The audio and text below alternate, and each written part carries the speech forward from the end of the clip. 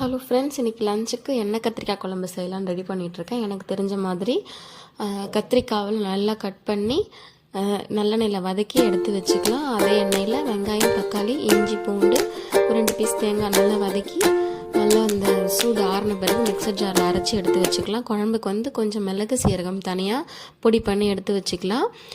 அதே வாணலில் எண்ணெய் ஊற்றி நல்லெண்ணெயில் தான் செய்கிறேன் இன்றைக்கி. நல்லெண்ணெய், கொஞ்சம் கடுகு, வெந்தயம், கருவேப்பிலை, மல்லி, கொஞ்சம் பூண்டு, வெங்காயம் நல்லா வதக்கின பிறகு மிக்சர் ஜாரில் அரைச்சதை நல்லா இந்த எண்ணெயிலே ஊற்றி வதக்கிக்கலாம். கொஞ்சம் மிளகாத்தூள், மஞ்சள் தூள், புளி தண்ணி ஆட் பண்ணி நம்ம மிக்சர் ஜாரில் அரைச்சோம்ல மிளகு சீரகம், அதையும் இதில் ஆட் பண்ணிக்கிட்டு நல்லா குழம்பு கொதி வரும்.